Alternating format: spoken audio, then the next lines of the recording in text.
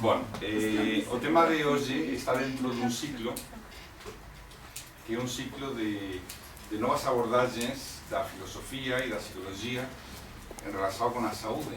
Bueno, novas, de ser novas, quer dizer que saen un pouco fora da ortodoxia. E já temos feito varias actividades, unha delas, por exemplo, foi o análisis temperamental segundo os elementos chineses, que foi dirigido pelo doctor e o profesor José Ramos, que veio de Coimbra.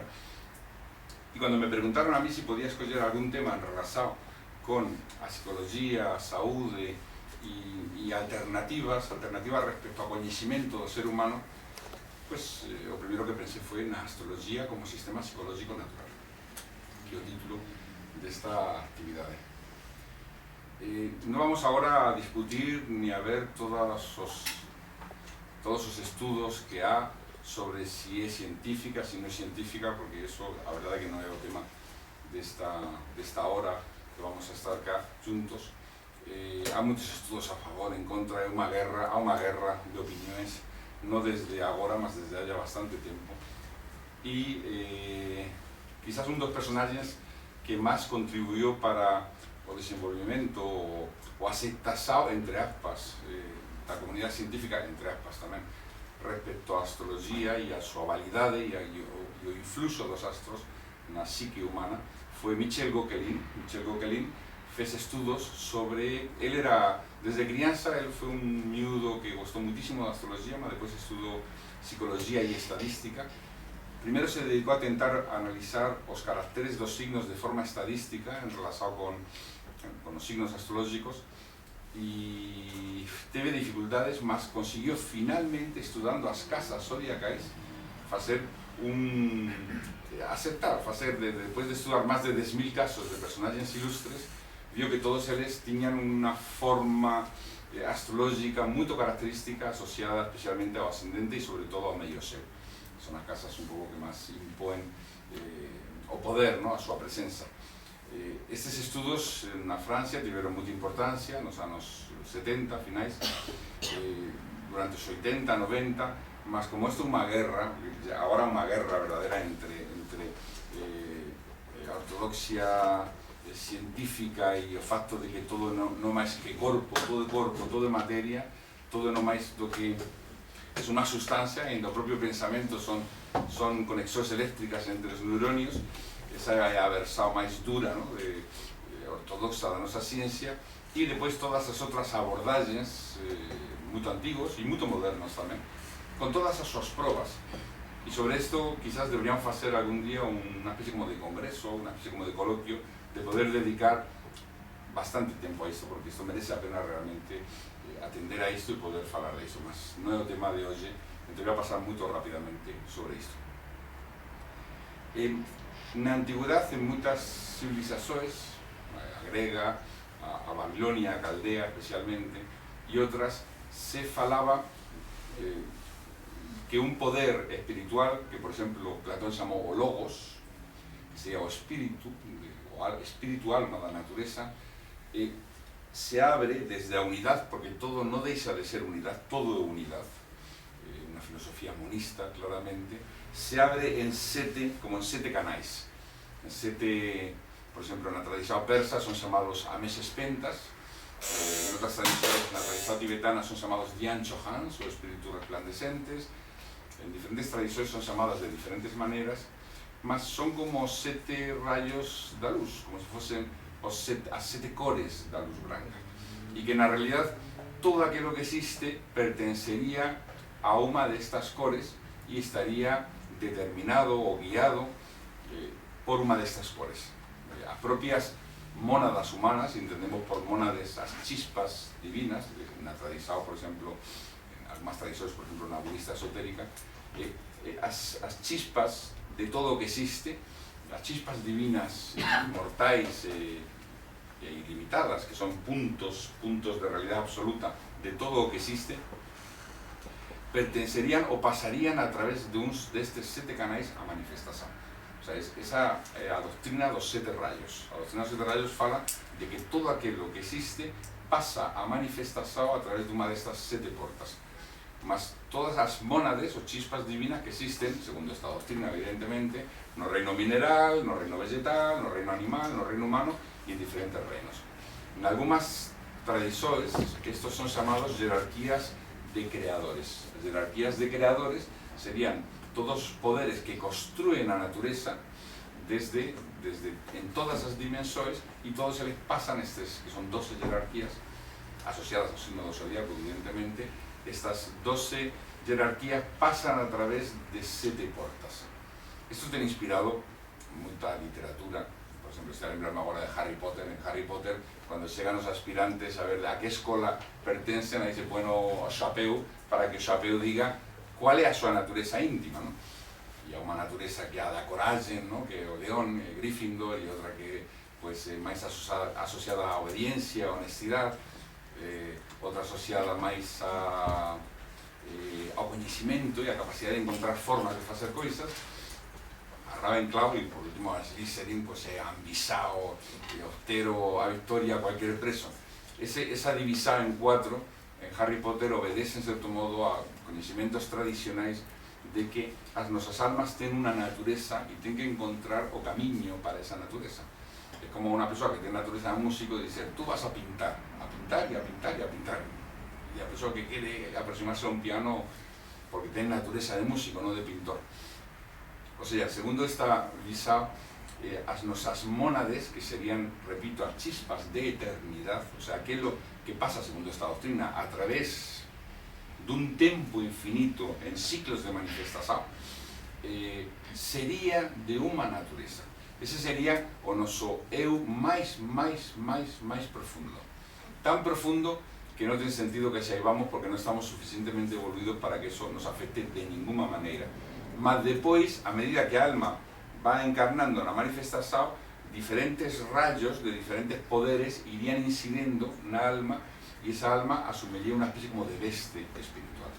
Esto está expresado muy bien en un libro que vamos a editar ahora, que se llama Pista y Sofía, y en Pista y Sofía aparece como alma entra en la manifestación, cae en la materia y va asumiendo diferentes vestes, y esas vestes, en cierto modo, son las vestes dos diferentes poderes aos cuais, en certo modo, con los cuais está en dívida, mas ela en sí propia é un rayo da unidade absoluta. Esa idea.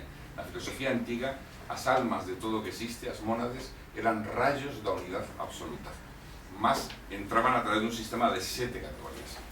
Esta raíz da astrología esotérica. Na antigüedade, a astrología era considerada só 3 aspectos. Un deles era o aspecto formal, mecánico, saber os nomes dos astros, os seus movimentos, os seus giros, os seus tamaños relativos, as figuras que facen no céu, etc. Sabía máis do que nos pensamos. É curioso, tamén no tema desta charla, mas un día quizás falaremos disso. Ese era o aspecto formal. Depois, a astrología tiña o aspecto vital, que é considerar todo o cosmos como un grande ser vivo. Y cualquier parte do cosmos como un ser vivo dentro do ser vivo. O sea, da mesma maneira que dentro de nós temos células, e esas células están vivas, e non podíamos dizer, en realidad non somos nada máis do que unha suma de tantas células. Mas non é verdade, non somos a suma desas células e además somos nós, somos as dúas coisas. Entón, há unidades de vida dentro de unidades de vida, e quizás nós somos simplemente unha unidade de vida da Terra. Segundo as modernas versiones, desde que se vio a Terra desde fora, desde o espacio, se vio como unha unidade, como unha esfera. Isto mudou moito a conciencia, e a conciencia ecológica ten moito que ver con considerar a Terra como un ser vivo, con as súas propias funções, a súa propia dinámica, e os seres vivos, evidentemente, serían células ou unidades un pouco perniciosas para a Terra, un pouco dañinas, mas serían unidades deste ser vivo que é a Terra. E a Terra sería un órgano dentro desta cosmovisão, un órgano de outro ser vivo que sería o sistema solar inteiro. E o sistema solar sería unha unidade viva dentro de unha unidade ainda máis grande, que sería quizás, porque ya vamos por degraus que non son moito coñecidos, o que chamamos agora un cúmulo estelar. E quizás o cúmulo estelar sería unha especie como de molécula cósmica dentro de unha célula gigante, de un ser vivo gigante, que agora ya coñecemos astronómicamente, que sería a galaxia, ¿no? Como unha grande célula. Y esas células, galaxias, se organizarían en tejidos y finalmente llegaríamos ao ser humano cósmico. Existiría una especie como de correlación onde o infinitamente grande se reproduce no infinitamente pequeno. E ese é o fundamento da astrología. Como todo aquilo que existe está en correspondencia con todo. Y en cierto modo todo va en diferentes escalas, en diferentes degraus, va pasando do alto ao baixo e a unha serie de influxos que pasan. Há uns experimentos realizados por varias veces por varios científicos, no me lembro o nome da señora, que usando os coloides, e tamén en Italia, na Universidade de Florencia, nos anos 80, usando os coloides se vio como nos momentos exactos das conjunções planetarias, por exemplo, Marte en conjunção con Saturno, por exemplo, no momento exacto da conjunção, a conducta dos coloides, o sea, partículas en suspensão metálicas asociadas aos metais tradicionais destes planetas, por exemplo, se falamos de Marte e o ferro, se falamos de Saturno e o chumbo, como as partículas, Colisco a máis de altura, Colisco, investigador, como os coloides mudan en ese mismo momento. Nos propios eclipses, os coloides feitos con partículas de oro mudan durante os minutos exactos do eclipse, mudan completamente as características. E nós non coñecemos cual é a base física de eso. A un astrónomo que chamase Percy Seymour, un astrónomo británico, que foi casi expulsado da comunidade científica por crear unha especie como de método para entender a influencia estelar de forma científica. Y fez un traballo moi interesante. Ele era especializado en magnetismo solar e todo o que é o magnetismo do sistema solar, da Terra, como incide ou un outro, e creou un sistema que permitía entender a mecánica magnética da influencia destas conjunções ou destes elementos estelares no ser humano. Evidentemente, a partir de que editou un libro falando disto, ya foi considerado bruxo dentro dos astrónomos. Ele era un cargo importante como astrónomo do Reino Unido. Então, aí está unha dimensão de interpenetrabilidade. Todo está permeável. Non somos permeáveis. As propias sociedades son permeáveis. As propias sociedades son como coloides humanos. O sea, como si cada ser humano fuese unha partícula coloidal que responde por veces de forma a vagas psíquicas que llegan Deus sabe de onde. Como pode ser que cuando estudamos historia vemos que a historia vemos como epidemias psíquicas na historia, vemos como de repente se ten os mismos gostos, se comienza a facer o mesmo, comienza a haber unos mismos movimentos, a una especie como si fuesen vagas. Esas vagas tienen que responder a algo, esas vagas no pueden ser casualidad. Aquilo que era considerado extremadamente valioso a 2 séculos agora non ten ningún valor. E non tanto, no sé, agora por exemplo se están recrudecendo todos os gobernos e se está tendendo de novo a formas de tipo o totalitario o tiránico, e vamos vendo eso en cada vez máis países, e a unha tendencia. Cuando apareció o comunismo, por exemplo, existía unha tendencia moito grande e non só provocada por causas económicas, porque era por eso, mas non só unha tendencia que foi que quizás en outro século non tivese sentido a influencia que teve, ou a propia Revolución Francesa.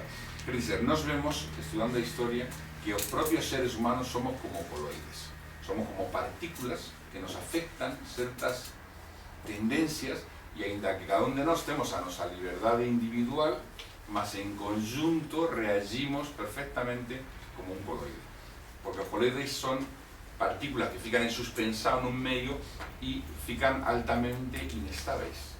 Quer dizer, cualquier variación mínima pode alterar a súa conducta.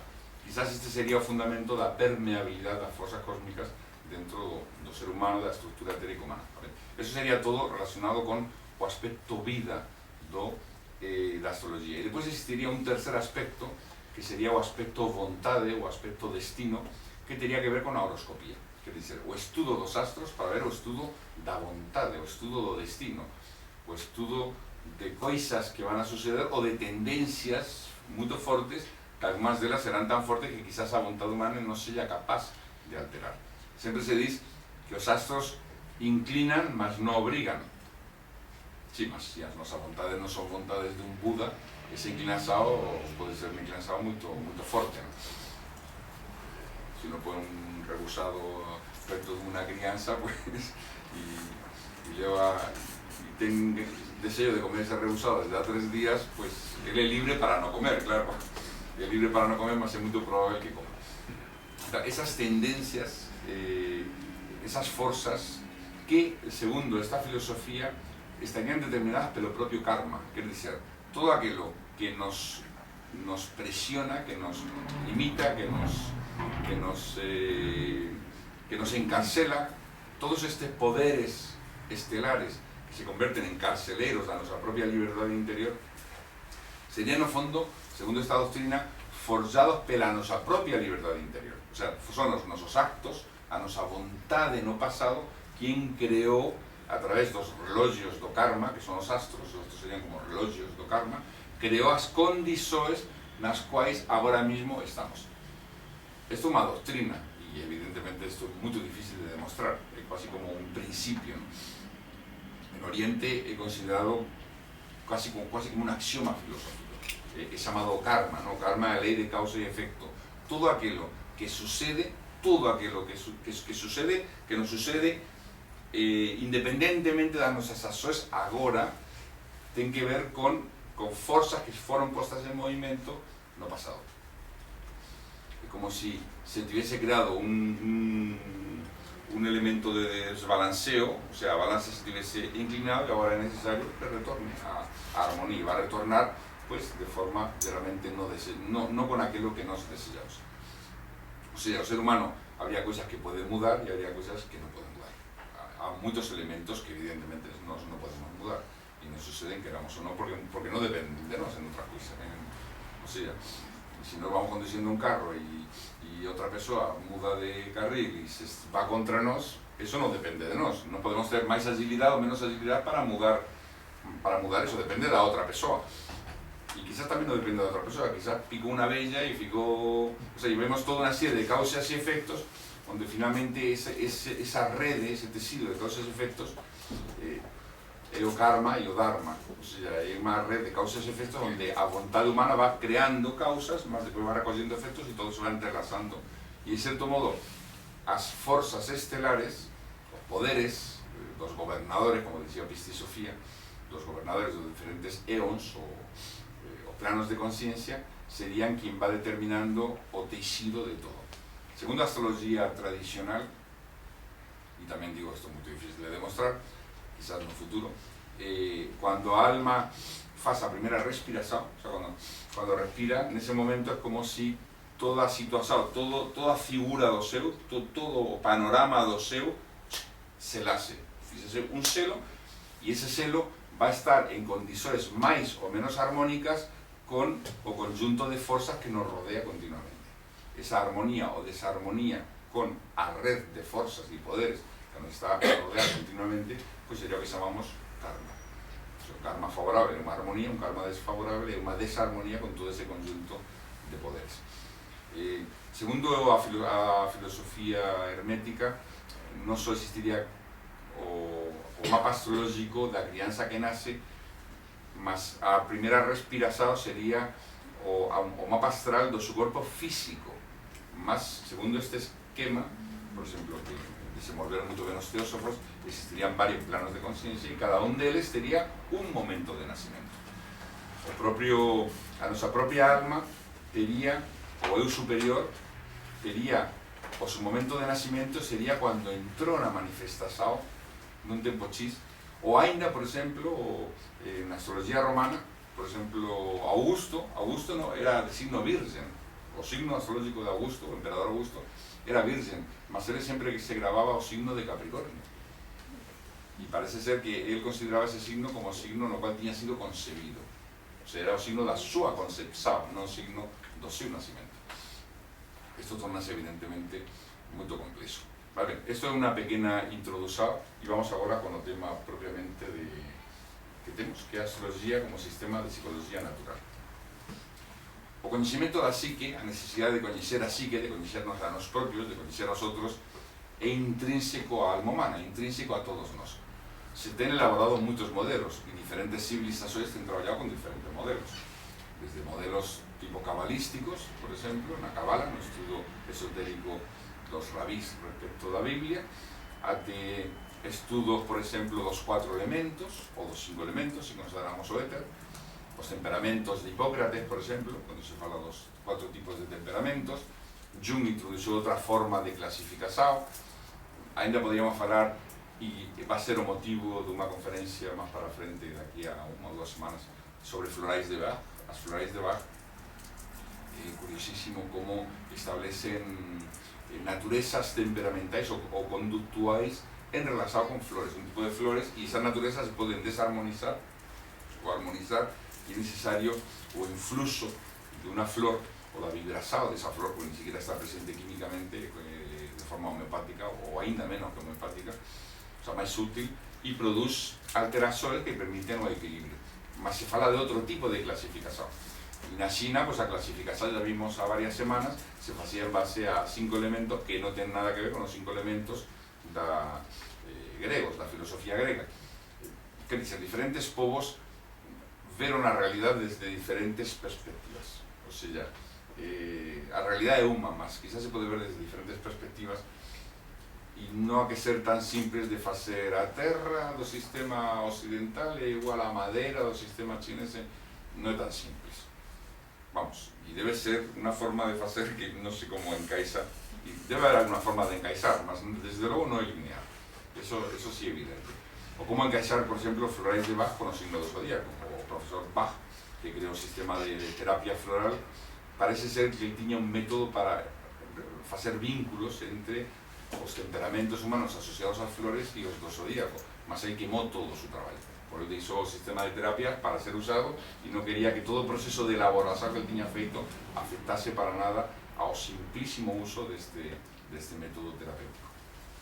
Entón, existen moitas formas de aproximarse, moitas formas de tentar coñecer a psique humana.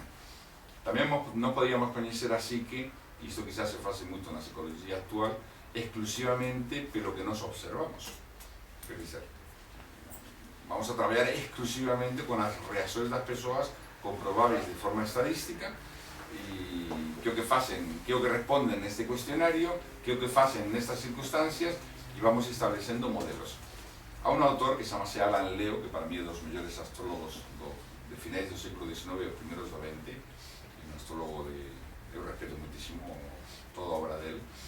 Este personaje diz: a astrología é a ciencia da alma. Negar a astrología é negar a alma. Unha idea moito interesante, porque usar un sistema psicológico que só estuda a sombra, porque para a filosofía tradicional o corpo é unha sombra de forzas, de poderes, de estudar a sombra, medir a sombra, pesar a sombra, analizar a sombra, ver todos os degraus na sombra, verdadeiramente nos pode ayudar a coñecer as cousas, porque, non sei, eu podría saber algunhas cousas da Mao observando a sombra que lanza sobre a mesa, mas o que sabría é moito limitado.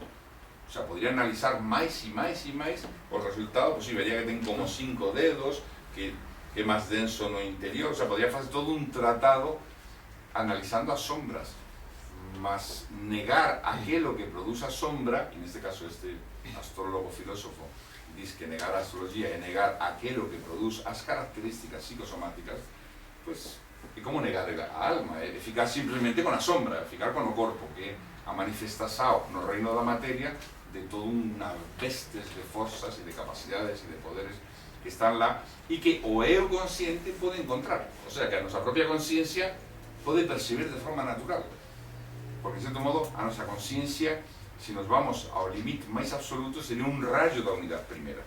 Nós non podemos dizer que há un eu se non há unha unidade, un sentido de unidade. O sea, o propio eu, como diz os Shiva Sutras, os institutos Shiva Sutras, diz o eu é a consciencia e a consciencia é o eu. E no eu está o sentido intrínseco da unidade. E onde há un eu, há un observador silencioso, há un ollo que está a percibir o mundo. E desde esa percepção, se ainda que analicemos a materia e que analicemos as sombras proyectadas e todo o que faz o corpo, non deixa de haber un eu que está a percibir, e ese eu, pues, é de outra natureza. O sea, unha cosa é a natureza subjetiva, o sujeito, e outra cosa é a natureza objetiva, é o objeto.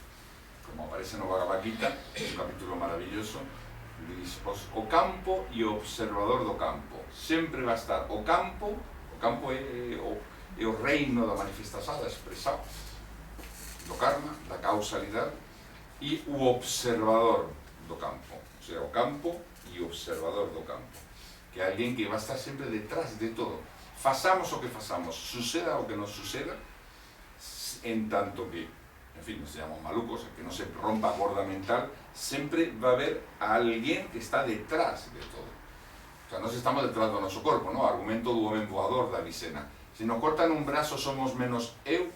Non, evidentemente. Somos eu sangados, mas non somos menos eu.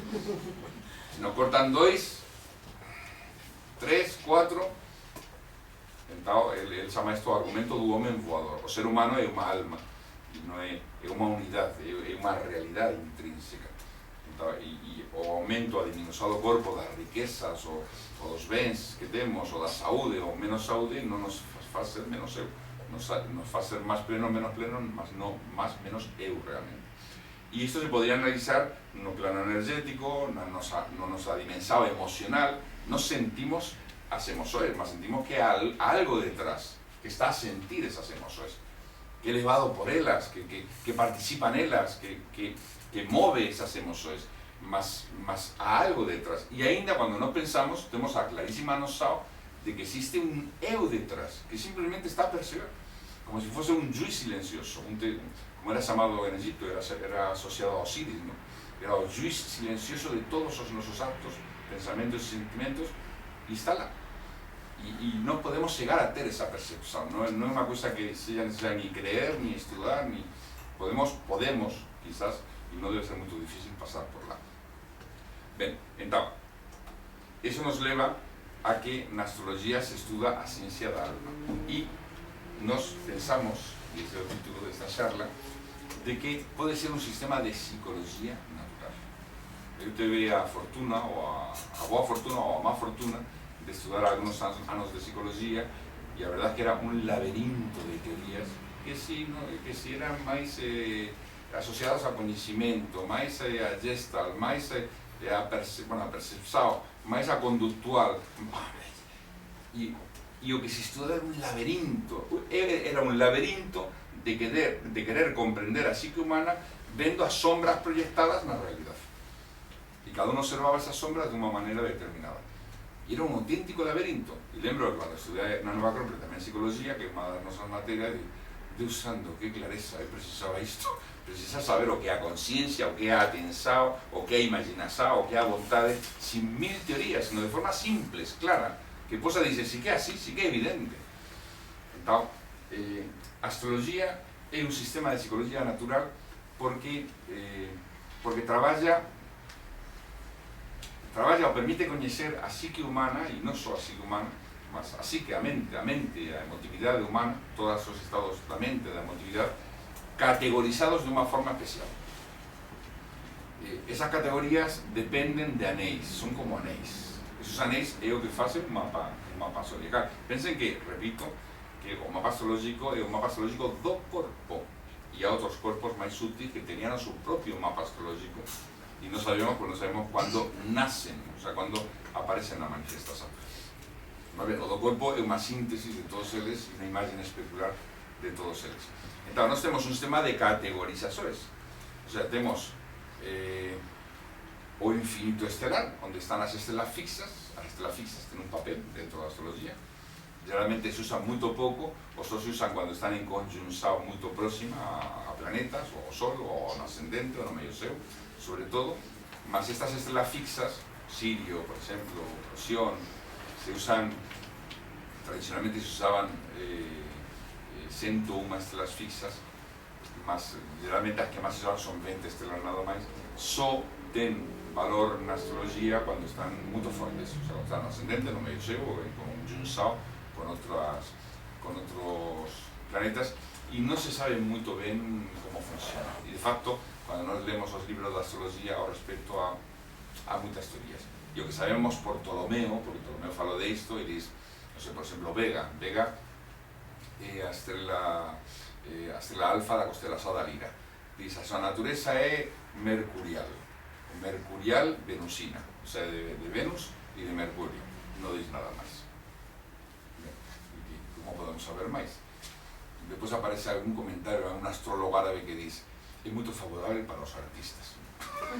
Ya no sabemos más. Y todo lo demás son rodar, hacer rodar. Y imagino que a observación muy atenta permitiría encontrar cosas, ¿no? Mas es difícil. El tema de las estrellas fixas es un tema que no es nada fácil. Parece ser que en la astrología egipcia tenía una importancia fundamental. Era llamada astrología vertical. O sea, se hablaba de una astrología horizontal, que eran las influencias que entran a través de la banda do zodíaco, que es más o menos horizontal, o sea, está como una banda alrededor do ecuador,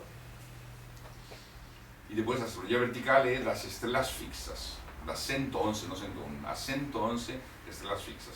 Y se sabía cuáles eran las influencias de cada una, y por veces se habla de ellas en los textos murais egipcios, que por cierto son los textos más antiguos de la astrología, que los textos egipcios, o sea, los murais egipcios, los textos astronómicos, por ejemplo, de Ramsés VI, y de muchos otros. También quería decir que en la antigüedad se conocía el movimiento de la Tierra de forma de, ¿cómo se dice? De peón. Esto que gira, cuando se lanza de peón, o movimiento en forma de peón, o que determina precisado equinoccial, ¿no? O sea, saben que lanzamos un peón, a diferencia entre el centro de gravedad y, o sea, esa diferencia y el centro de giro va provocando va provocando un retroceso, o sea, va haciendo girar. O sea, a Terra gira así, después gira en torno do Sol, o sea, esto é o giro do día-noite, arrotasado, despois atraslasado, en torno do Sol, mas ao mesmo tempo o eixo da Terra está facendo un giro así cada 26.500 anos. Ese giro é o que faz a precesao equinoccial. A precesao equinoccial é coñecido na astrología grega e na egipcia, evidentemente. Mas o curioso é que eu encontré un sarcófago romano que está no Museo do Vaticano, que é o sarcófago de Prometeo, e escribí un artigo sobre este tema, non sei se está en nosa revista ou en el blog, non me lembro agora, e o curioso é que aparece pequeñino, non é fácil ver, aparece unha esfera do mundo con a banda zodiacal, que é clarísimo, ¿no? Porque a esfera do mundo e a inclinação da banda é claramente a inclinação da banda zodiacal. E aparece unha crianza que é un anxiño que está junto á banda zodiacal con un peón na mão. Eso só pode ter ese significado, que eles sabían a causa da precesao equinoccial, sino que faz unha crianza con un peón na mão exactamente ollando a esfera do mundo con a banda zodiacal que está representando movimentos, ¿no? do zodíaco. Pero temos as estrelas fixas, que non coñecemos moito ben. Son sistemas de anéis. Depois temos o círculo do zodíaco, que son os 12 signos do zodíaco, que non son as constelações, son os signos do zodíaco. O zodíaco, como dice a propia palabra, ten que ver con os animais. Son os animais que están diseñados nunha banda energética que rodea a Terra. Eses signos son asociados a constelações. E entón, os astrónomos critican, os científicos, dicen, no, mas isto muda, en 1000 anos mudou a forma da constelação. Isto umas civilizações vían estas imagens e outras vían outras imagens. Sí, é certo, mas, por exemplo, por que os chineses, os mayas e muitos outros povos asociaban a estrela Sirio con Ocán? E por que coinciden? O qué? Por qué? O sea, debe haber un coñecimento detrás de todo iso ou algo que eran capaces de ver e non sabemos ver. Entón, unha cosa son as constelações e outra cosa son os signos do zodíaco. O que exerce influencia é, por un lado, están as estrelas fixas, cada unha delas, e depois están os signos do zodíaco que non son os que vemos no ceo. O que vemos no ceo, evidentemente, é a imagen que se usou de referencia, mas os signos do zodíaco son os que están na banda energética que rodea a Terra, a través dos quais pasan todas as influencias estelares. O sea, as influencias estelares dos planetas e as influencias das estrelas fixas pasa a través da banda do signo do zodíaco. Entón, outro anel con 12 categorías de influencia.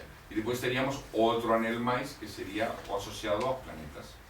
O sea, o movimento dos planetas dentro do zodíaco. O sea, se nós facemos un mapa estelar, que circular, como una banda, y vemos que todos os planetas están postos nun lugar desde avisado da Terra, porque astrológicamente o centro do universo é a Terra, igual que psicológicamente o centro do mundo somos nós. O sea, psicológicamente, ¿quién es el centro del mundo? Cada uno, porque todo é visto desde o noso eu, non podemos sair de lá. Quizás cuando seamos Budas sairemos dese encantamento, mas agora non. Entón, todo é percibido desde o eu. Entón, na astrología todo é percibido desde a Terra, son as influencias que a Terra recebe, é a influencia que a Terra recebe. Entón, é o centro. Y sobre ese centro pues, se van pondo pues, onde que está o Sol, onde que está Marte, onde que está Júpiter, onde están os diferentes planetas. Estes diferentes planetas representan as forzas constructoras da personalidade dentro deste sistema de astrología como sistema de psicología natural. Entón, o Marte significa o tu poder de ação. Como e onde que está o tu poder de ação. Non sei, un Marte, por exemplo, en Caranguello é horrible. Horrible, las personas que tienen a más fortuna de tener un Marte en Caranguello y no digan si hay gente porque está todo dentro del karma, o sea, que no tiene Marte en Caranguello tiene Saturno en Paces y no sé qué es peor. Claro, quien tiene Marte en Caranguello, pues a su capacidad de asao, pues Marte representa o poder de asao, está en un mundo acuático. Está como un guerrero que quisiese luchar y está en medio de leite. No sabe onde está ni o enemigo e todo o que tenta facer sae mal porque sae todo cheio de un psiquismo que o rodea, impregna todo e finalmente a persoa dice mellor non faças nada e fica contemplativo ou se faces faz calmamente, non teñas arranjos psíquicos violentos porque impregnan todo o ar de psiquismo e coñezo varias persoas que ten Marte en Caranguello non están moito felices por eso, mas todos temos que aceptar o noso karma e Saturno en Paces, por exemplo, eu teño Saturno en Paces, eso sí posso falar. É horrible, horrible, horrible. O sea, os astrólogos dicen é o peor lugar onde pode estar Saturno. Dicen, non há peor enemigo de sí propio que a persoa que ten Saturno en Paces. A persoa é enemiga de sí propia.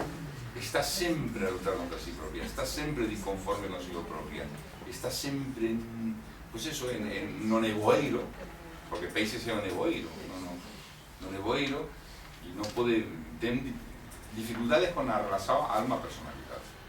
Mas ben, tamén ten algunhas cousas boas, o sea, Marte en Caranguello tamén ten algunhas cousas boas. Entón, aí vemos, os planetas poden estar en sus diferentes lugares, poden estar nas súas casas, que é onde se manifestan con máis forza, ¿no? Marte, por exemplo, a casa nocturna de Escorpión, pode estar en exaltasao, por exemplo, Marte está en exaltasao en Capricornio, pode estar en declive, o sea, há diferentes posições que determinan si esa forza constructora da personalidade ten forza ou está como entre un paréntesis, está como anulada, está como afligida, ¿no? Depois, as relações que ten os planetas entre eles forman figuras geométricas, os trígonos, as cuadraturas, os sextilos, as oposições, as conjunções, esas figuras van modulando de forma máis armónica ou inarmónica eses mesmos poderes. Entón, xa ten o poder de Marte, todos temos o poder de Marte, mas o noso karma va a facer que ese poder de Marte este asociado máis ao intelectual ou máis á Terra, a facer traballos concretos. Unha persoa que teña Marte en Virgo, por exemplo, en Virgen, unha persoa cuya luta, su poder de luta é labrar as coisas, ir traballando a terra, ir areando a terra, ir preparando o camiño. Mas quizás ese Marte non sirve moito para outras coisas. Quer dizer que cada lugar, cada planeta ten un lugar e depois ten unha serie de influencias de uns con os outros en formas geométricas, máis armónicas ou máis disarmónicas. E iso construye a personalidade. A nosa personalidade é un tecido de todas esas forzas. Marte é esa capacidade de asao, capacidade de luta. O Sol é a consciencia. O sea, onde está o Sol está a nosa consciencia. A consciencia nesta encarnación. Non quizás noutras encarnacións, mas nesta está onde está o Sol. Evidentemente, segundo estas doctrinas, o que se diz é que o Sol non va a estar sempre no mismo signo, va variando de signos según unha progresión. Mas onde está o Sol nós percebemos a vida desde ese lugar.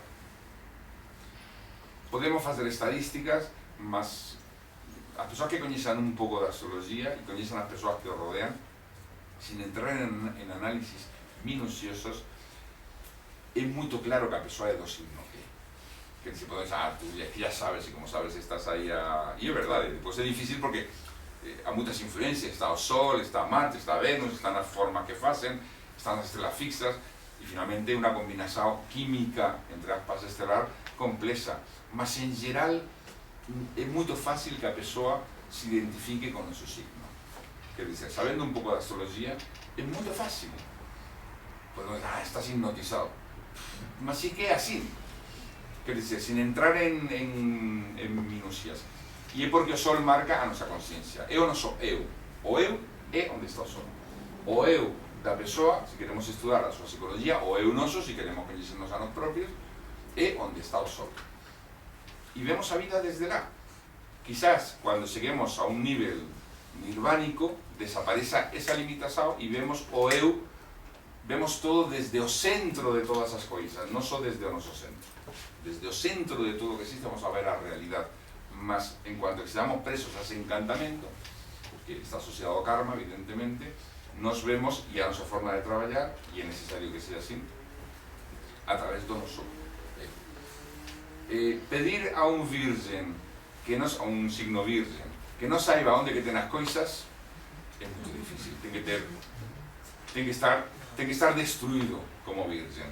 Un virgen sabe onde están as coisas, e ten a súa propia orden, que non ten nada que ver con a orden dun Capricornio, con a orden de outro signo que sea máis... Mas el sabe, é a súa orden. Se quer facer infeliz a un virgen, esconde alguma coisa. A venganza será terrible. Son minuciosos, son analíticos, son un signo, son moito serenos, tentan ver as coisas desde fora, ten dificultad para implicarse dentro da corrente da coisa, porque ten que manter a ecuanimidade de ver as coisas desde fora. É un signo de terra, é un signo, se non me lembro mal, é mutável, non? É mutável e, o sea, se deixan fluir, mas están sempre, é o químico, é o prototipo de químico que va misturando as coisas e, mas non se mancha. Por mancharse, eso é... Para un virgen ir manchado con una peca, con alguna cosa na roupa ou algo así. E depois ten muitísimo cuidado con a alimentación. Estoy a lembrar a unha persoa que cando va a comer faz así e faz así, retira e fica con... porque ten un instinto do que pode facer mal, non é por ser maniático, ainda que parecen maniáticos, non é por ser maniático, é que ten un instinto de cuidar as coisas. Entón, eso é unha realidade. Os carneiros somos os locos, somos, eu soy carnero. Una forza que entra, ruda porque é como a energía de primavera, non pensa que pensa en 1000 coisas, ten 1000 planes para facer 1000 ideas, depois fase unha de cada vez. Leonardo da Vinci era un genio, mas o pobre comenzaba 1000 coisas e dicía, termina, mas por qué? Si quero experimentar, porque como é o primer signo do zodíaco necesita experimentar. Entón, obrigar a un campo de asauso, eso é como facer que o vento corra nun cuarto fechado. Fica en estado moito... Eu li hoxe unha anedota que fala de como mudan as lámpadas, como mudan, non sei se coñecen, como mudan as lámpadas dos diferentes signos do zodíaco. E dice, o carnero muda moito rapidamente, mas rompe des. Porque quere ser tan rápido que non é moito minucioso. O sea, é rude. O carnero somos rudes. Mas atenção, voy a contar outra cosa importante dentro deste esquema. O esquema do signo do zodíaco é en espiral. Quer dizer, que segundo este ensinamento, o Sol va pasando pelos diferentes, non sei se progresivamente ou de outra maneira, mas va pasando pelos diferentes signos do zodiaco nas diferentes encarnações, isto que se ensina nesta doctrina, mas cando pasou por todos, o peixe é o final, é o máis evoluído, porque é o último, mas é o máis evoluído dentro dun anel, depois comeza outro anel con outro carneiro. Con lo cual non há un signo máis evoluído que outro, porque dentro dun anel há uns que son máis evoluídos que outros, mas como tú podes dizer, tú estás neste anel, mas estou neste anel, eu sou rude, mas já pasei por moitos anéis antes de ti e agora voy a caer pelo karma por ser orgulloso e soberbio. O sea, que faz así, de manera que faz un ciclo entero, mas depois pasa ao seguinte e pasa outra vez pela energía da primavera, a energía dos inicios. E os carneros, pois é moito difícil que un carnero non se senta carnero. É moito difícil. Há casos excepcionais, eu coñeço algúns que digo, parece mentira que seas carnero. Es ordenado, completamente ordenado, es sereno, os carneros somos como unha forza que abre a porta. Por eso é asociado a un signo de fogo e asociado a chispa que acende o fogo. A partir de aí o fogo comeza. Ya o fogo ya sereno é león e o fogo dos rescaldos, un fogo ya moito sereno, moito sabio, moito experimentado, é Sagitario. Son as tres formas do fogo. E iso é moito claro. O sea, onde está o Sol é moito claro. A capacidade de amar. Eso é Venus. O sea, Venus é a nosa capacidade estética, a nosa capacidade do prazer da vida, a capacidade de amar, a capacidade de sentir as coisas no corazón, non como sensibilidade que son máis lunar, mas no corazón, máis que ver máis con a lúa. Entón, onde este Venus, como este ya aspectada, pois está a dizer a tua capacidade de amar. Mas é moito fácil, moitas veces, ver onde está Venus nun mapa astral, e é fácil que a persoa que ten Venus lá teña relacións amorosas con alguén que ten algo moito forte no signo que está Venus, porque se encontra lá esa necesidade de completura, de unión, de armonía, ¿no? que é o amor, ¿no? É a deusa do amor. Afrodita ten signos onde está ela en todo su poderío, ¿no? O signo de balanza, ¿no? O balanza, é a súa casa, é a señora, ¿no? Por eso ela non gosta de discos, os balanzas non gostan de discusiones, non gostan de que todo estea equilibrado, son moito indecisos porque non queren estar nese fiel da balanza e cualquier coisa, será que sí, será que non? Na anedota da lámpada dicía, mudo, non mudo, quizás, será? Unha outra, non. Está en un estado de dúbida continua porque queren estar na perfecta, no lugar armónico perfecto. É moito difícil, non? Neste mundo encontrar o lugar armónico perfecto. Por eso balanza e carnero están en oposición. Carnero non quere ninguna armonía, ni ninguna elva, e o mundo ven detrás. O sea, L e o mundo ven detrás. E balanza no, balanza cuidado. Aquí ten que estar todo, o si no a balanza, precisamente, ten que estar todo equilibrado. Ben, ese Venus. Venus, por exemplo, está exaltado en Peixes, que eso pouca gente sabe. O signo de exaltación de Venus e Peixes. As exaltacións son moito importantes, no zodíaco, por exemplo, no zodíaco de Déndera, o famosísimo zodíaco de Déndera, que estaba no templo de Déndera e foi depois agora está no British Museum, creo, e que Napoleón tirou, mas deixou unha copia exacta, o cual naquela época foi un signo de distinción. Ninguén facía iso, a gente roubaba e ya está, el roubou, mas deixou unha copia exacta no lugar. Nese zodíaco aparecen os planetas aparecen en sus signos de exaltación, non nos sus signos de domicilio. O sea que iso tiña a súa importancia. Venus en Peixes, por exemplo, é un amor por todo, por todos, é unha grande sensibilidade, quasi cósmica, é o éxtasis do amor. Se pensamos en Tristán e Isolda, por exemplo, na ópera de Wagner de Tristán e Isolda, eso é Venus en Peixes, a disolución no amor.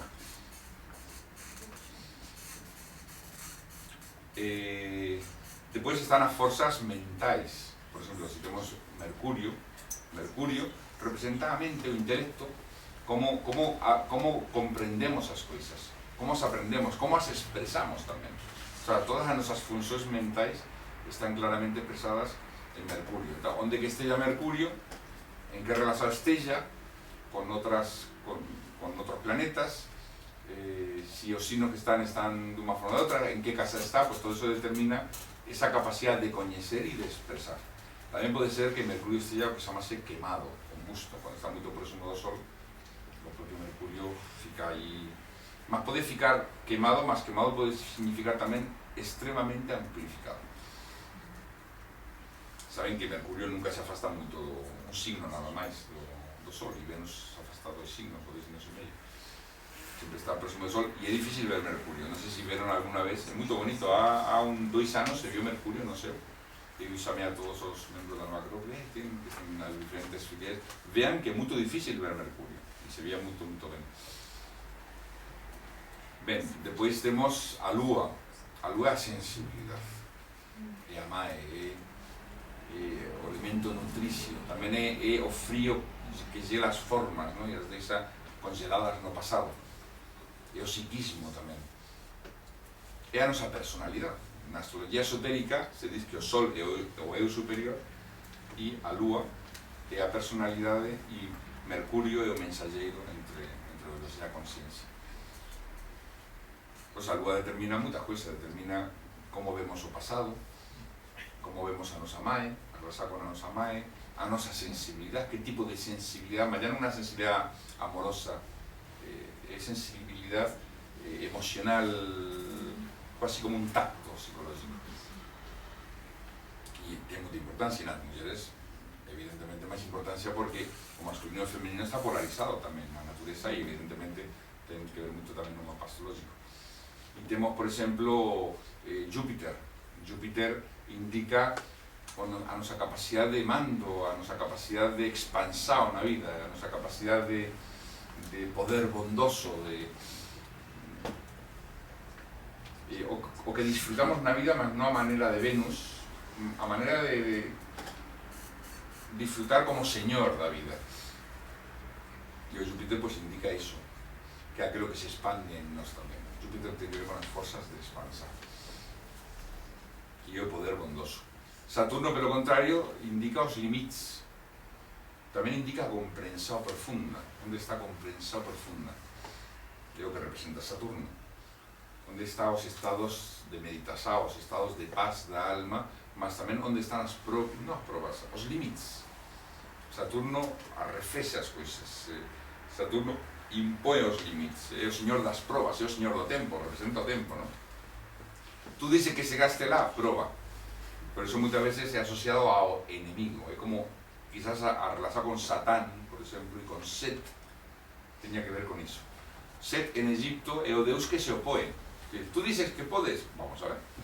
É o que dice Saturno, tú dices que podes, muito ben, probao, aquí estou eu. E claro, é un muro, non? E se estrela contra o muro, até que se encontra a chave que permite abrir a porta. O sea, representa a oposición. Saturno representa a oposición que permite non deixar pasar até que a persoa realmente ten os méritos, as capacidades ou as forzas para pasar. É aquilo que establece os limites de todas as coisas, os perfis de todas as coisas. Saturno ten que ver tamén con a mente que dá forma, o que na India é chamado Kamamanas, é o regente de Kamamanas. E sería o regente da nosa terra tamén, da humanidade na terra. O sea, o ser humano ten que superar o seu egoísmo, a súa mente egoísta, mas non pode prescindir dela. O sea, nós temos unha mente egoísta que temos que superar, mas non podemos prescindir dela. Si fósemos absolutamente idealistas, a nosa vida duraba un día. O sea, si vivíamos ao primer necesitado, nos ficábamos nuo completamente. Vivíamos a cualquier cosa e a nosa vida duraba 2 días. Entón, há un egoísmo, mas por outro lado hai que ultrapasar ese egoísmo. Como se ultrapasa? Pois eses son os misterios de Saturno, ¿no? Misterios da mente formal e o misterio das portas que é necesario ultrapasar. E até que non teñas a chave, por máis que grites, e por máis que des patadas, e por máis que te lances de cabeza contra o muro, até que non encontres a chave, non te deixo pasar. Son como os guardiáns do umbral. E depois encontramos Urano, tamén é... Urano, na astrología esotérica, representa a vontade máis espiritual da persoa. O sea, a súa vontade máis eléctrica, a vontade íntima, profunda, a raíz profunda do ser. Así como, e estaría vinculado ao Sol, sería como, claro, como están como nos confins, as dúas fases, o Sol como consciencia Urano como vontade pura. Pues en astrología esotérica dícese que Mercurio, Venus y Uranos forman, digamos, o triángulo superior que puxa a alma para si, a través do amor e da compreensão profunda Venus, a través do discernimento da inteligencia Mercurio e a través do amor, a través da vontade Uranos. E antes de chegar a esos tres, hay que pasar por Saturno. O sea, Saturno estaría na porta e dice, no, tú no puedes usar estas influencias espirituales hasta que pases, hasta que te liberes da tu animalidade. Con animalidade, estas tres fuerzas espirituales no están a tu disposición. No pueden subbrotar do corazón y convertirse en actos. Ben, y después están las casas. Y las casas indican cómo estas fuerzas modeladoras da personalidade nos sus signos zodiacais, cada uno deles con una cor propia y una forma propia, en qué momento actúan na vida, en qué área da vida. Si na área do tu propio eu, a primeira casa, na área das tuas raíces, a segunda, na área das tuas relações, a terceira, na área daquilo que da tua casa en todos os sentidos, non só no sentido físico, na área da tua descendencia e das tuas obras, a quinta casa, na área do traballo, na área do matrimonio, o sea, nas diferentes áreas, até chegar á área do sexo e a morte, que é a 8, a casa 9, que é a casa da filosofía, a sociedade con Sagitario, evidentemente, e a casa 10, que é a vocação da alma, a vocação profunda, a 11, os amigos de verdade, e a 12, as probas, máis que as probas, o karma, a casa do karma, a casa da cárcel. Mas há coisas muito importantes na psicologia. Por exemplo, eu fiquei muito impresionado a primeira vez que eu vi que o poder oculto de uma pessoa, o sea, a força oculta, está onde está a sua casa 12. Provei en mí propio e é verdade. Non provei en gente que coñezo neste caso, mas en mí digo, é verdade. Cada vez que abandono este poder, esta força oculta, non teño força para continuar. Mas cuando uso ese poder, começo a funcionar. Curiosamente, o sea, por un lado é o karma, é a cárcel, é a opresao, é o enemigo, mas, como dicían os clásicos, no enemigo sempre há o malesao. No enemigo há un poder oculto que te quere dizer o enemigo e que até que tú non veas como amigo, até que tú non solventes o misterio do que te dice o enemigo, non vas a abrir a porta. É muito curioso, se pegan o seu mapa astrológico, vean onde que começa a casa 12 e van a ver que as características desse signo do zodíaco son o poder oculto, o seu poder oculto, a força interna oculta que hai que abrir, se se pode,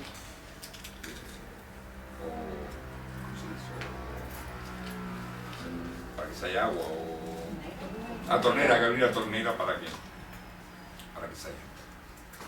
Ben, vamos a ver, para terminar, o dharma oculto de cada un dos signos, porque un sistema de psicología natural sería facer que as persoas subesen cuál é o seu camiño, non o camiño infinito, non o camiño eterno, absoluto da alma, que eso debe estar no seu, mas pelo menos cuál é o camiño pelo cual podemos ir nesta vida. O sea, cuál é o camiño da nosa vida interior, por onde que fluye a nosa vida interior. Iso non é difícil saber. E a astrología, como sistema de psicología natural, permite saber si é que funciona, e é claro, por veces pode haber unha confusão tal no mapa astrológico que non seja moito claro, mas geralmente é claro. Há un autor, Alan Leo, que fala do dharma dos signos, o sea, cuál é o dharma de cada signo. E é moito interesante. Eu teño falado con moitas persoas que nos seus diferentes signos zodiacais, persoas que coñeço, das quais pues, ten sido discípulos meus ou compañeros, e todas elas me ten dito que coincide plenamente. Claro, para saber que coincide, ten que haber un básico coñecimento de si propio, ten que haber un pouco de traballo interior para terse ollado interiormente e ver realmente que é o que se move dentro e ter visto un pouco do camiño dentro. Se unha persoa nunca ollou para dentro, sempre ollou para fora, non sabe cuál é o máis importante para él. O sabe o máis importante para el segundo as modas, segundo a propaganda, segundo a publicidade. Mas para saber o que é máis importante para un, segundo nós, e non segundo outra persoa, ni ninguén que nos quere influenciar, para eso temos que facer un círculo e sentir dentro, e ver dentro, e poder observar, ¿no? Poder coñecerse a si propio. O lema desta sala e o lema de Nova Acrópole, pero o lema dos sabios gregos, coñecerse a si propio. Coñécete a ti propio e coñecerás o mundo e os seus deuses. Esa é a idea. Pois ben, o que dice Abraham Leo sobre o Dharma dos signos, dice: o Dharma, ou cualidade interna de carneiro, é a verdade. Para ele, se se coñece a si propio, se va a dar conta que o máis importante do mundo é a verdade. E cando perturban a verdade ou queren manipular, ou queren disfarzar a verdade, ou eles propios hallan en contra da verdade, fican quebrados. Porque para eles a verdade é Deus. Quando dicemos Dharma, Dharma é o mesmo que dizer Deus, é o divino, é o celestial, é o camiño, non? Con mayúsculas. Por aquí hai un carneiro. É verdade? Toca, a palabra verdade toca. Bueno, ya, un punto, ya tenemos un punto. A ver si llegamos antes de eso. Para os tauros, o Dharma interno, segundo Abraham Leo, como é un signo, é o primer signo receptor, o primer signo positivo de carneiro, entón a energía da primavera entra e agora muda e se converte en unha especie como de modelador desa energía para facer coisas. O sea, pasa do positivo ao negativo. Saben que os signos son positivo e negativo, van alternando desde carneiro que positivo. E cando dicimos negativo non dicimos que menos, dicimos que modela, que esas forzas son transformadas en coisas, eso é negativo, que é receptivo. Pois por ser o primer signo do zodíaco receptivo, o su Dharma, segundo Abraham Leo, é a obediencia. O sea, eles son felices cando poden levar a cabo un traballo que se encomendó a eles. Que se encomendó, van a ver que hay otras formas de trabajo. O sea, eles reciben esa misión. No sé si tenemos Tauro por aquí, coincide más o menos. Sí. Bueno, un pero menos sí, otro dice que no, ¿no? Es difícil. Não coincide, não? Não estou a perceber se Não está a perceber a ideia. pode desenvolver mais? Eu creo que no. É a missão, Non é a misa de vida, é o camiño, é onde se encontra a felicidade cando se facen coisas concretas que é necesario facer. Por eso dice obediencia, no obediencia no sentido negativo da palabra. Obediencia con uno mismo. Obediencia con uno mesmo, é obedecer. O Dharma, segundo Abraham Leo, esto é difícil porque realmente tú podes coñecer o teu Dharma. Coñecer o Dharma dos outros é só por aproximación. O Dharma de Gêmeos, segundo Abraham Leo, é a motivación. Todo é motivación. Se non há motivación, está perdido. Ten que haber un motor, un querer facer, un deseño de facer. Non é unha procura de unha verdade, non é un deseño, é motivación. Que é motivación? Temos Gêmeos por aquí, coincide, máis ou menos. Un, dois, coincide? Você Gêmeos tamén? Como punto tan... Coincide... A motivación é importante para todos. Nós non facemos nada sin motivación. O sea, só por deber frío e nuo, as cousas non se facen. Mas, segundo Abraham Leo, para os Gêmeos, a motivación é esencial. O sea, sin motivación non se pode, directamente non se pode. Depois ele diz que o Dharma, e aquí va a haber moitos sorrisos, porque esta palabra está moito mal asociada, o sea, está moito adulterada, mas ele diz, no século XIX finais, onde esa palabra non estaba tan sombría como agora, mas ele diz que o Dharma do signo caranguejo é o poder. Eles queren poder, ten ambición de poder, mas poder porque eles facen un círculo de vida psíquica e ten que controlar totalmente todo o que sucede nese círculo. É como a mae con a casa. na casa mando eu. Algún problema? Mas non mando en plan Júpiter. No, mando todo. Mando todo. E teño que saber todo. E teño que coñecer todo. E que non entre ninguén querendo mandar, que aquí mando eu. Entao, Caranguello ten unha necesidade de poder, mas é poder nese sentido, porque era un círculo de vida, e nese círculo, ela, por outro lado, os caranguellos se entregan totalmente a todo aquilo que está nese círculo. Ten dificultades para sair dese círculo. Ese é o problema moitas veces. Mas todo o que está nese círculo se entregan totalmente, por eso pues, son como máis de todos. E coñecí, non ia falar de caranguellos que coñezo actualmente, porque un deles está presente cá e depois me pode chamar a atención. Mas coñecía moitos anos un caranguello na Nova Acrópole, que cuando facíamos saídas de turismo cultural, esta persoa era a máis de todos.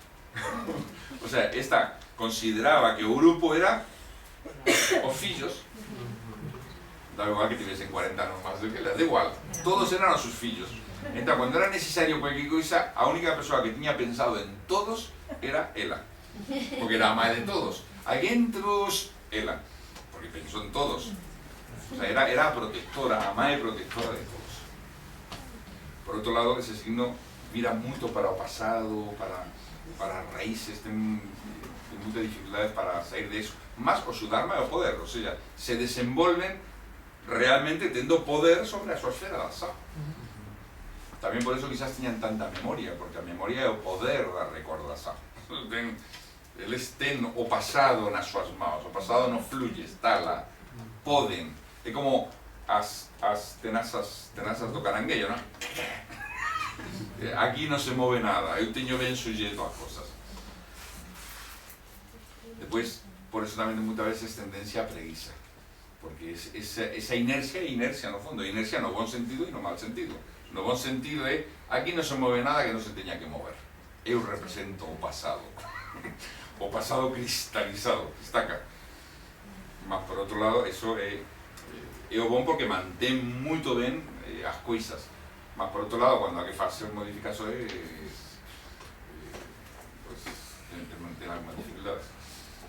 Bueno, do león, o Dharma do león, segundo este autor, que non sei de onde que tirou esta lista, porque teño contacto con astrólogos indianos e quizás o Dharma do león, ele era león, é a armonía.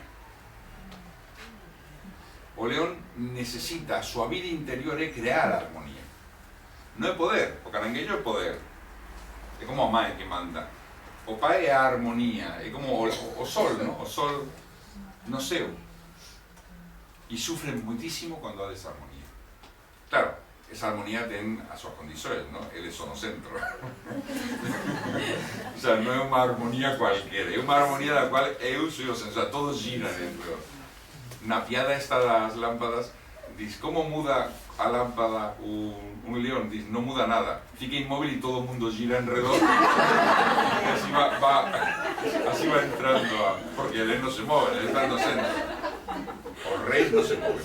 Coñecen a historia de Don Joan II, o rei Don Joan II, que unha vez se soltou nunha festa, se soltou un toro, e o toro é unha estrada moito pequenina, e o toro ia correndo por medio da rúa, e claro, todos os cortesanos saíron a correr por ver un toro, pues, eso impresiona moito, non? Saíron fugindo como podían e deixaron a rei sosiño, a rei a reina, o cual, en fin, non é moito bon, non? Que os cortesanos e os chefes, o sea, e os militares, todos a correr. E ele se puso frente ao toro, así, para proteger a reina, e non se moviu nada. E o toro, pues, pasou por él, non fez nada, e depois preguntaron, e você por que non corrió? Como todos os outros correron, dice, un rei non se move, un rei está sempre no centro.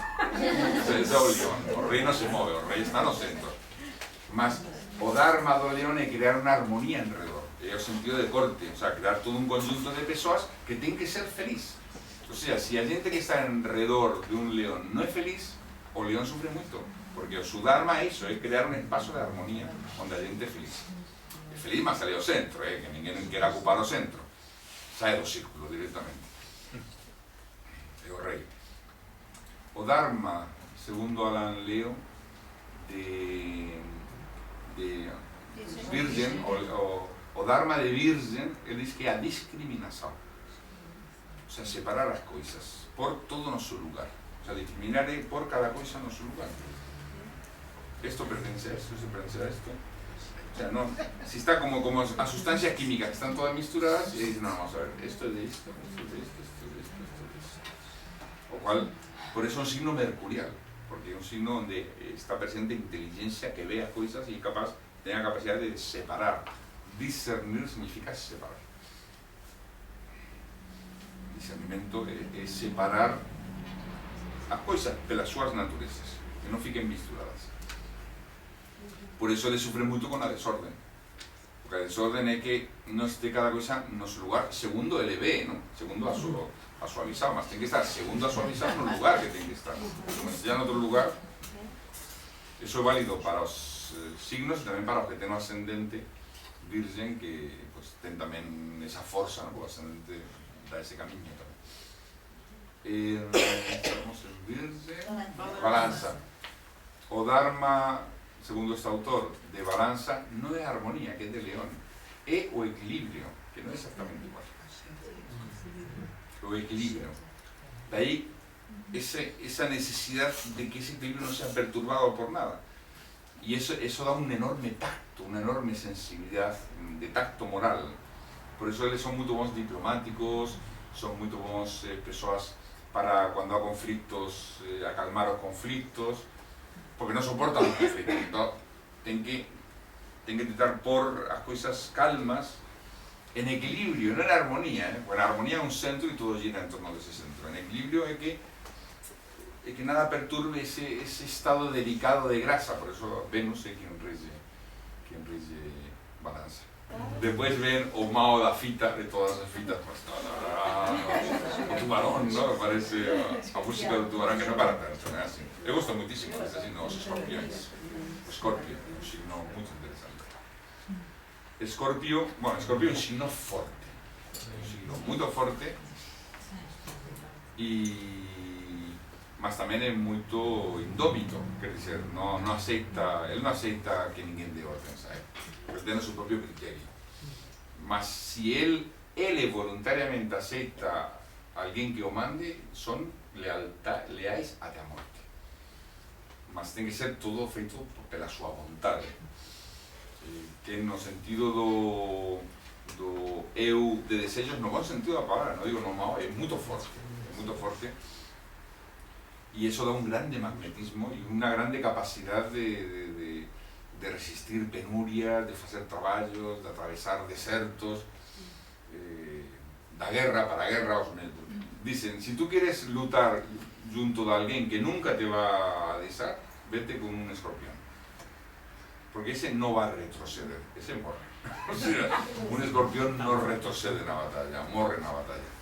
No Marte, ¿no? Marte é moito máis forte que Carneiro. Carneiro sai con moita forza, mas despois de 3 ou 4 minutos ya começa a cansarse. Saída de cabalo, parada de burro. Dice, un carneiro é saída de cabalo, parada de burro. Mas os escorpión non. Qual é que é a palavra? Qual é que é a palavra? O dharma é transmutação. Porque ese eu tan forte ten que ser transmutado, é como tirar o aguillón o ferrón, como tirar o ferrón. E iso é unha especie de morte. Como unha fénix. É o fénix é o signo do escorpión. Por iso é asociado a águila. Se diz que é escorpión águila. Escorpión, cando está agarrado ás coisas da súa vontade material e egoísta, e águila cando é liberado e surge con unha forza para o seu. É morrer e renascer. É morrer e renascer. O dharma é a resurrección, é transmutación, a resurrección. Todas estas palabras ten que ver con escorpión. Ten unha especie de morte interior para poder avanzar. O sea, si non morren internamente, non avanzan. Fican na súa lagoa. A lagoa é o símbolo de escorpión. Agua estañada. Agua limpa, mas inmóvil. O agua estañada con todo tipo de germes, eso é o propio, nesa podridão, estagnada, nesa podridão están eles, están a renacer, é como un casullo no cual ten que sair na súa luta, porque luta exterior e luta interior. Temos escorpións por aquí? Coincide máis ou menos? Sí, completamente. Especialmente toda a guerra, ¿no? Toda a batalla. Las lutas son... A guerra eu nunca fui ainda, mas... No, a guerra, a luta, é o objetivo. ¿Algún escorpión máis? Coincide? Totalmente, para que gravar esto aos científicos. Coincide. Depois temos Sagitario. Sagitario son os grandes idealistas. Por eso é un signo moito asociado á filosofía, a procura do ideal, a procura do justo. Por eso é o símbolo da flecha, ¿no? A flecha que va para o céu. As cousas do mundo, si é necesario, mas hai que ollar para o céu, hai que ir para o céu. Además ten unha grande capacidade de ir só nunha dirección. Con todos os signos nos dispersamos. Un Sagitario, o peor para ele é dispersarse, o sea, todo ten que ir nunha dirección, perfectamente definido. Ten unha enorme capacidade de voar ao mundo das ideas. O problema do Sagitario é que por veces creen que están a voar no mundo da idea e ficaron nunha armadilla mental. E fican moito obstinados, porque como eles ten a certeza total de que o que pensan é certo, son un Sagitario o que ele pensa é certo. E quen diga o contrario, a ver. Entón, por un lado, é certo porque o vive como certo, porque ten unha vivencia moito clara dos pensamentos, das ideas, ten unha capacidade de lanzarse para cima moito grande. Mas como estamos a falar de anéis, e eses anéis non están na luz absoluta, sino que van subindo, esa facultad para ir para as ideas pudo apuntar a un algo que non era exactamente o algo desellado e fica obstinado niso, fica obstinado nese algo como certo, e entón pode surgir unha forma de fanatismo, porque cando a nosa vontade entera está na verdade non pode haber fanatismo, cando a nosa vontade se muda ligeramente se converte en obstinación. Depois son moito bons para ensinar, os Sagitarios, e además gostan moito de ensinar, porque ten ideas moito claras. Un Sagitario ten ideas moito claras, porque vive as ideas como quizás como ningún outro signo sea capaz de viver as ideas así. Entón, claro, cando se ten ideas do que sella moito claras, é moito fácil de ensinar. E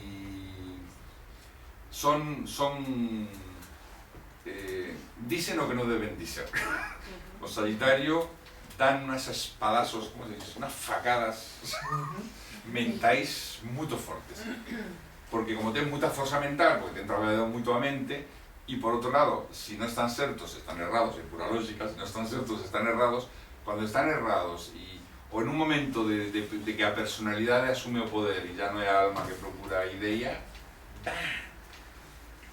son moito inconvenientes, o sea, son pouco prudentes no que dicen. Outro signo que é moito pouco prudente no que diz, que é o Carneiro. O Carneiro é pouco prudente porque diz todo, fala todo. Non é capaz de callar, de ficar en silencio. Mas o Sagitario pode dar con moita forza, mas sin ningún tipo de maldade. Atención, non como o Escorpión. O Escorpión cando quere dar, dá. E cando quere facer dano, o sea, ele ten esa intención, non é? O sea, non é unha coisa, non sae, o sea, dá porque quere dar. O Carneiro tolice porque é moito inocente e un pouco tolo. E o Sagitario porque é obstinado no que ele pensa que é verdade, e cando tocan a súa verdade, ¡bam!, te pega un golpe e digo, está ben, ya non falo máis contigo en 2 semanas. Ben, o Dharma. O Dharma é o justo, a justiza. Non há nada superior para eles a justiza. Por eso son moito legalistas, moito isto é o que se debe facer, porque isto está escrito, porque esta é a lei, é a lei. É o justo. Claro, a lei é a cristalización no espaço-tempo do justo, o justo arquetipo. E cando unha coisa é injusta, ou cando se faz diferente aquilo que se debe facer por lei, son duros. Ben, pasamos ao Capricornio. O Capricornio é un signo de traballo, de moito traballo. Por outro lado, é un signo moito de terra, Pode ser ou parecer extremamente egoísta. Digo ser ou parecer, porque necesita das coisas para construir a súa obra. A figura geométrica de Capricornio é a pirámide. O sea, a súa vida é a creación dunha pirámide. Que pode ser o seu traballo, pode ser a realización dun soño, pode ser a plasmación dun ideal, mas é a súa obra.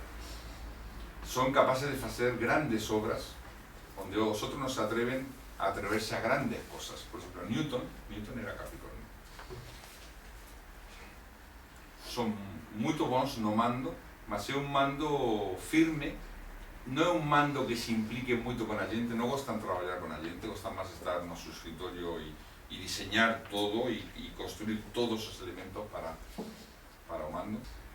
E o que dice Alan Leo é que o Dharma deste signo é o servizo. Toda a súa obra, todo o seu traballo, na realidad, se entra no camiño espiritual, no camiño do Dharma, é un acto de servicio, unha ofrenda. Son os grandes ofrendantes. Digan, toda unha obra gigante, esta é a mi ofrenda. Eu me sacrifiquei toda a miña vida por isto. Isto é o que eu fiz para vocês. O sea, ese é o seu Dharma. Está regido por Saturno. Iso fa que sexan fríos, reservados, poden ser extremamente vengativos. Chegado o momento, Newton, a Hooke, que era o chefe da academia científica e o tiña maltratado, teve unha venganza fría. Non gostan de expresar as súas emoções, mas ten moita emotividade. Por iso é máis que unha montaña, un volcán. A emotividade está no interior. E cando sae de forma convulsiva, como a lava, non sae de forma ordenada, armónica, como os guiones, por exemplo, ni moito menos. Ten unha grande emotividade e ten unha grande sensibilidade, mas é que cuberta esa sensibilidade, porque pensen que Saturno e a Lúa están moito vinculados. Ten esa sensibilidade da Lúa, mas iso está cuberto por unha pedra, para que non se note, non se vea. Por iso moitas veces se pensa que esta gente é moito forte e é forte, mas non son insensibles e sufren muitísimo con pequenas coisas que se pensaría, mas que este de pedra, porque sufre con isto, si é unha pedra. Sí, unha pedra, mas dentro está a alma extremamente sensible. O Dharma é o servicio. Depois, o Dharma... temos Capricornios por aquí? Algún Capricornio? ¿A ningún Capricornio? É así? Traballa, a súa religión. A religión do Capricornio é o traballo. Son, como se dice estos que están viciados pelo traballo? Workaholics. Porque pela obra, non pela sao, é pela obra. O sea, outros signos que é máis pela sao, ele é pela obra, deixar unha obra feita, de construir.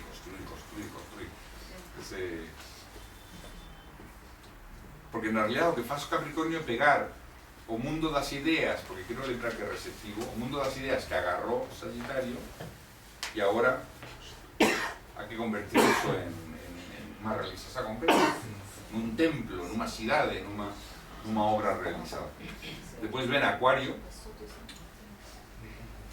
un signo que é amigo de todos, que está sempre relacionado con a gente, moito dinámico, moito aberto, moito innovador.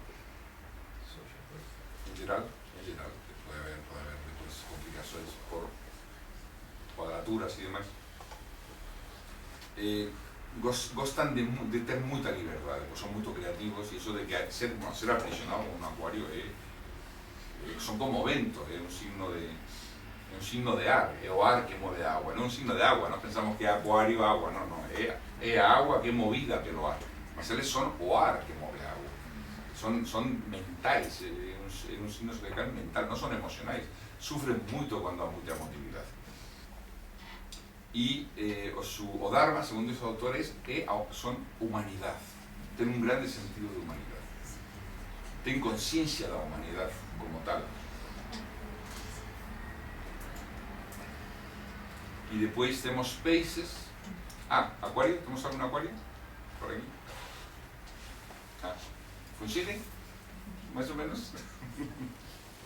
O la emotividad coincide. Después hay muchas variantes. Ninguém é químicamente puro. O sea, no a pessoa ten o sol nun signo e depois ten planetas tal, depois ten os triángulos, os cuadrados, etc. Peixes é interesante porque é o signo de Portugal. Então, marca a todos os portugueses. A todos os portugueses, pelo facto de nacer en Portugal, entran dentro desa mae espaço. Entre eles non se dan conta de iso, mas cando se ven desde fora e se ve o carácter, quer dizer, un portugués non se dá conta do carácter común que ten con outros portugueses, porque para eso ten que ver desde fora. Mas cualquier persoa que chegue de fora, de outro país, e ve o carácter portugués, ve que ten líneas moito definidas. Entón, máis alén de que cada persoa teña o seu carácter, o seu dharma, o seu karma, ten o dharma, o karma e o carácter do povo no cual está. Eu teño o dharma e o karma do carácter español, porque soy español. Entón, peixes é un signo, é agua, mas agua que se evapora. É agua do mar, na súa infinitud, onde non há limites, por un lado. Depois é agua con as súas ondas indefinidas. Depois é agua que se evapora e é a nuvem tamén. É curioso que no himno de Portugal aparece a palabra nevoeiro 2 veces, creo. E a palabra nevoeiro, chegará o rei Salvador desde o nevoeiro. O sea, e o nevoeiro por aquí, o nevoeiro por alá. E depois, cando uno chega a Portugal, uno fica como no nevoeiro, porque non hai indicacións na rúa, ni nas estradas, ni en ningún sitio. E cando uno sae das estradas principais, das estradas, das autoestradas feitas pela Unión Europea, o sea, obrigados a facer pela Unión Europea, cando non se sae un pouco desa columna vertebral, é a perda, non é a perda total. Non se perde. Unha vez preguntei a un portugués, mas que dice, eu sou moito semellante a iso, me perdo en cualquier sitio, e eu teño moito de portugués nese sentido. Mas claro, non gosto sufrir por iso, non? Esa é a diferenza.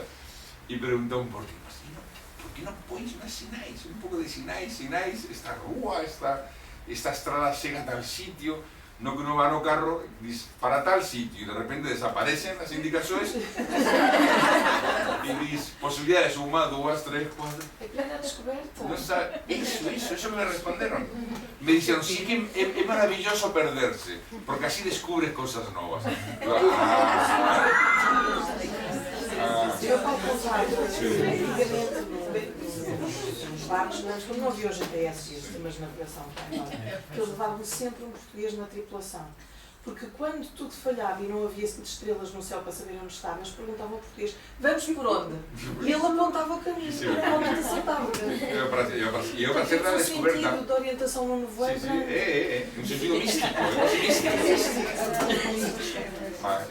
mas claro, que não somos portugueses, ficamos un pouco no indefinido, no nevoeiro. Então, mas é interesante, porque é o nevoeiro e a qualidade dos peixes. Mas o mais característico é outras direções. Claro, non é por aí. Então, o signo peixes é o último do zodíaco, e por tanto é cando já se sai da manifestación. Se sai do ciclo, se entra no carneiro, se atinge a súa plenitude no león, e depois va a peixes. Então, peixes é o fin dun ciclo, é o fin. E se só existisse un anel, non moitos, sería ya a entrada na eternidade. Se entrou peor carneiro, se saiu da eternidade e se entrou no mundo de causas e efectos en carneiro, e se sairía e se entraría no mundo espiritual, pero igual é un signo moito espiritual. Ten tendencias místicas innatas. O portugués é místico e os peixes son místicos, gostan de voar, de sentir cósmicamente as coisas, con a música, con a arte, con a beleza, con a compaisao. O signo é o signo da compaisao por excelencia.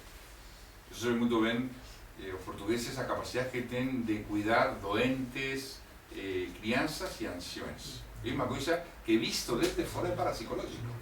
O sea, cando unha cosa chega desde fora e ve a paciencia que se ten con as crianzas, é quase como uma coisa parapsicológica, ou a paciência e a delicadeza que se tem com as ansiões, ou com aqueles que sofrem, isso é muito de Peixes. O sea, o Peixes é a grande compaixão, o grande amor, a grande substância de compaixão psíquica, ¿no? Porque não é mental, é psíquico. É um signo de água. Mas o problema é que quando não é espiritualidade, é pseudo-espiritualidade. O sea, tem uma enorme tendência a perder-se no laberinto, ou a perder-se em formas de pseudo-espiritualidade, de pseudo-mística, de pseudo-compaixão, de pseudo... Então ficam, e aí, bueno, aí ficam a flutuar, ¿no? Ficam a flutuar nessa nuvem e é muito difícil tirar dessa nuvem, até que não se den conta. E podem acreditar que a sua verdade é a verdade mística e estão numa miragem, estão a viver uma miragem. Qual é o Dharma? Já chegaram aí. Já disse. O Dharma do Peixes é a espiritualidade. O sea, eles têm, se não têm espiritualidade, morrem. O problema é que confundam os caminhos da espiritualidade. Por falta de discernimento, por falta de... Si ese círculo não se fez perfecto, e como até que não se faça o último círculo, aos pés do Buda, ou aos pés de Cristo, ou aos pés da luz pura, ese círculo nunca é perfecto, essa espiritualidade é muito difícil que seja perfeita. E geralmente, na era de Peixes, surgiram formas de espiritualidade muito vividas, muito o islamismo é da era de Peixes, o cristianismo é da era de Peixes. São formas muito de identificar-se com o sofrimento, bueno, no caso do cristianismo, de identificar-se com o sofrimento dos outros, viver o sofrimento da pessoa, sentir o sofrimento da pessoa. Alguém da religião romana diria, você está louco, porque se já está sofrendo, por que queres sofrer tu também? Ou seja, os romanos eram muito práticos, não entendiam isso. O sea, essa compaixão de sentir o que sofre o outro e usar isso como caminho místico. E quando se faz bem, é espiritualidade, quando se faz mal, é pseudo-espiritualidade.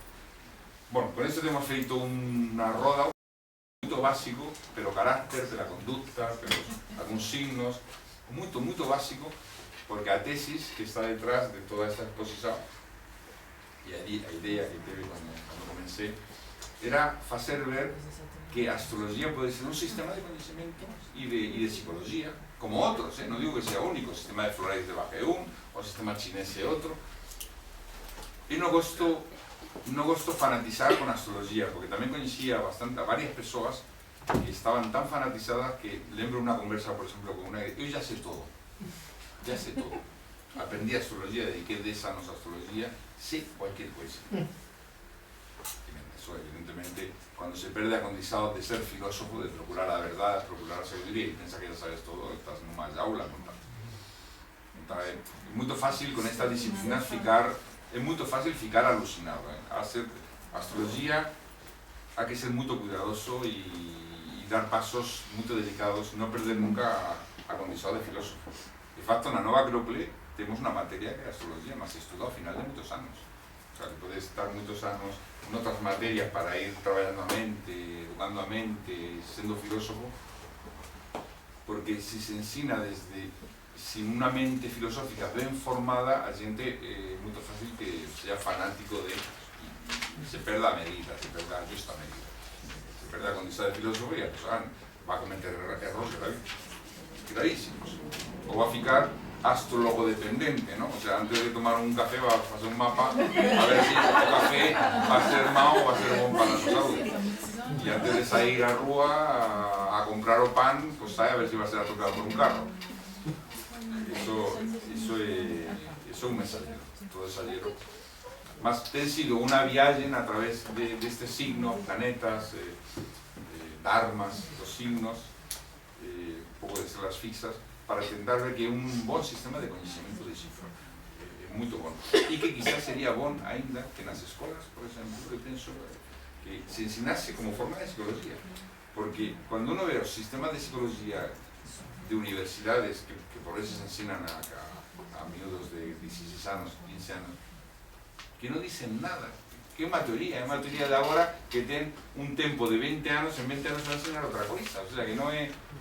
En cuanto que este é un sistema que sí, un pouco complexo, non é simplemente dizer extrovertido e introvertido, eso é máis fácil, ¿no? É un pouco complexo, mas toca moito as coisas e permite coñecer moito ben as persoas e permite coñecernos moito ben a nós propios e o máis importante de todo, permite moito ben respetar as outras naturezas, porque se todos fósemos iguais todos queríamos ser bons empresarios como en Estados Unidos, ¿no? Si no es un buen empresario es un fail, un fallido, todos tienen que triunfar, mas o triunfo é diferente en cada persoa. Cuando aprendemos un pouco de astrología ou de filosofía e nos coñecemos a nós propios, cada persoa triunfa a súa maneira e querer triunfar todos da mesma maneira é garantía, é unha estupidez e unha garantía de sufrimento. O sea, aí há moito sufrimento, porque cada persoa ten que triunfar segundo o seu dharma. Ya vimos 12 dharmas e como son totalmente diferentes. Então, sí, o triunfo, claro, a vida exige vencer, mas vencerse a si propio, exige triunfar sobre si propio, exige por a natureza a propia que dé luz ao mundo. Cada un ten que procurar a súa natureza, ten que encontrar os seus secretos e ten que expor eses secretos e eses traballos ao mundo. E a astrología permite moito ben ver iso. Entón, pois isto é, a astrología é un dígito da grande filosofía, que é un pouco o que nos reúne cá. E, pois, moito obrigado pela vosa paciencia e por ter